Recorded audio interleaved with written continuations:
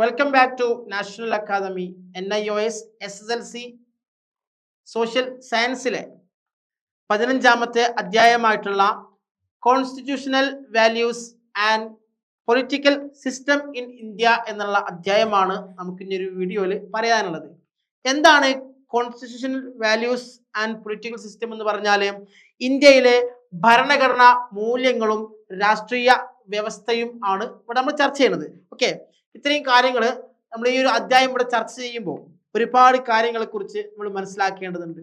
കഴിഞ്ഞ അധ്യായങ്ങളിലൊക്കെ പറഞ്ഞ കാര്യങ്ങൾ നമുക്ക് ഓർമ്മയുണ്ടായാലേ ഇതൊരു ഭാഗവക്കായിട്ട് നമുക്ക് കാര്യങ്ങൾ മനസ്സിലാക്കാൻ സാധിക്കുകയുള്ളൂ. ഇതിൽ ആദ്യമായി നമുക്ക് ഡിസ്കസ് ചെയ്യാനുള്ളത് ഒരു സംഭാഷണമാണ്, ഒരു കോൺവെർസേഷൻ ആണ്. എന്താണ് നോക്കാം. ഷില്ലോങ്ങിലെ ഒരു സ്കൂളിൽ 10ാം ക്ലാസ്സിൽ പഠിക്കുന്ന അമ്മു ദീർഘകാലമായിട്ട് അവളെ അലട്ടിക്കൊണ്ടിരിക്കുന്ന ഒരു ചോദ്യം അധ്യാപികയോട് ചോദിച്ചു. എന്താണ് ചോദ്യം? സാർ, ദിനപത്രങ്ങളിലും ടെലിവിഷനിലും മിക്കപ്പോഴും അമേരിക്കൻ പ്രസിഡന്റിനെ പറ്റിയുള്ള പരാമർശങ്ങൾ വരുന്നുണ്ട്. എന്നാൽ അമേരിക്കൻ പ്രധാനമന്ത്രിയെ പറ്റി ഒരിക്കലും പരാമർശിച്ചിട്ടില്ല.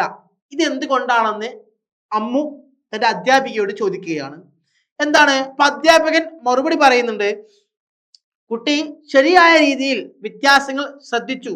അമേരിക്കയിലെ ഗവൺമെന്റ് അവിടുത്തെ ഭരണഘടനയെ അടിസ്ഥാനമാക്കിയാണുള്ളത്, അല്ലെ? അമേരിക്കയിലെ ഗവൺമെന്റ് അവിടുത്തെ ഭരണഘടനയെ അടിസ്ഥാനമാക്കിയാണ് ഭരണം നടത്തുന്നത്. എന്നാൽ നമ്മുടെ ഗവൺമെന്റ് സംവിധാനം നമ്മുടെ ഭരണഘടനയെ അടിസ്ഥാനമാക്കിയാണ്. നമ്മുടെ ഗവൺമെന്റ് സംവിധാനം നമ്മുടെ ഭരണഘടനയെ അടിസ്ഥാനമാക്കിയിട്ടുള്ളതാണ്.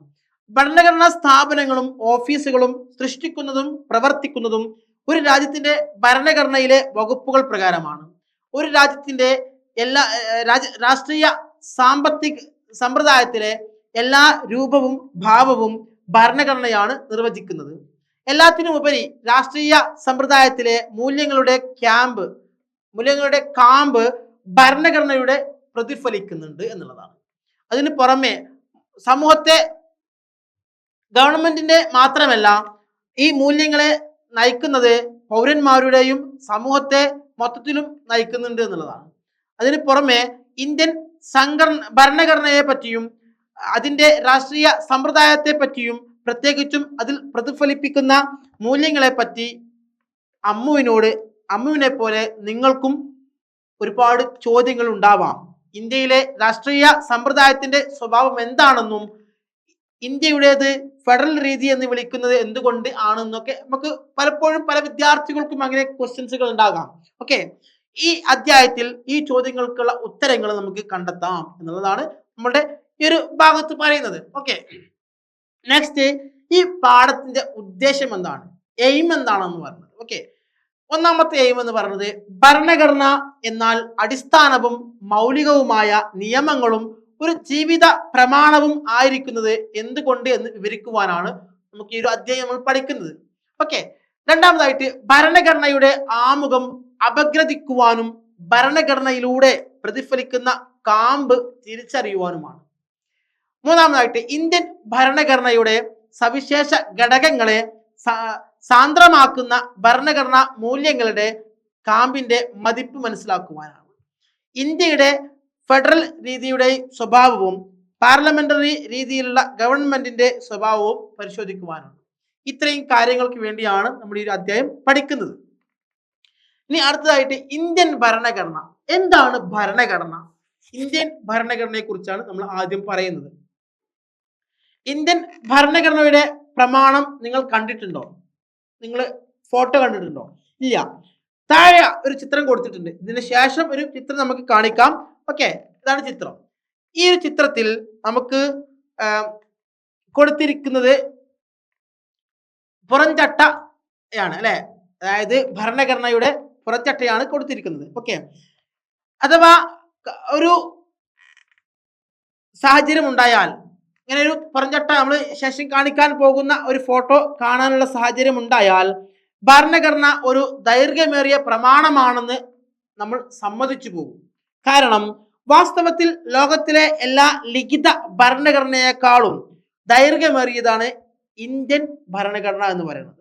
ഓക്കെ, ഇന്ത്യൻ ഭരണഘടന ഏറ്റവും ദീർഘമേറിയതാണ്.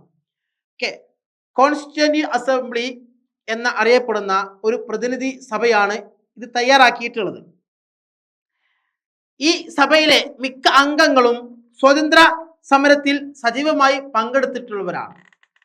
ഇവരെല്ലാം ആദരപൂർവ്വം ഭരണഘടനയുടെ സ്ഥാപക നേതാക്കൾ എന്ന് വിളിക്കുന്നുണ്ട്.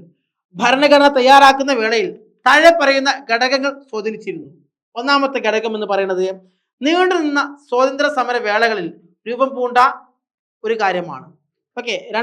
രൂപം പൂണ്ട അഭിലാഷങ്ങളാണ്. രണ്ടാമതായിട്ട് ബ്രിട്ടീഷ് ഭരണകാലത്തുണ്ടായ ഭരണഘടനാപരമായിട്ടുള്ള രാഷ്ട്രീയ മാറ്റങ്ങളാണ്. മൂന്നാമതായിട്ട് മഹാത്മാഗാന്ധിയുടെ ആശയങ്ങളും ചിന്തകളുമുണ്ട്. നാലാമതായിട്ട് രാജ്യത്തിന്റെ സാമൂഹിക സാംസ്കാരിക സഹജ സ്വഭാവമുണ്ട്. ഇങ്ങനെ ഒരുപാട് കാര്യങ്ങൾ ഈ ഒരു ഭരണഘടനയിൽ ഉൾക്കൊള്ളിച്ചിട്ടുണ്ട്. ഇതാണ് ഭരണഘടനയുടെ പുറംചട്ട എന്ന് പറയുന്നത്. നെക്സ്റ്റ്, ഈ നമുക്ക് ഇത്ര മാത്രമല്ല, ഭരണഘടനയെ കുറിച്ച് മാത്രമല്ല ഈ ഒരു അധ്യായത്തിൽ പറയുന്നത്, അതിന് പുറമെ എന്തെല്ലാം കാര്യങ്ങളാണ് പറയുന്നത് നോക്കാം.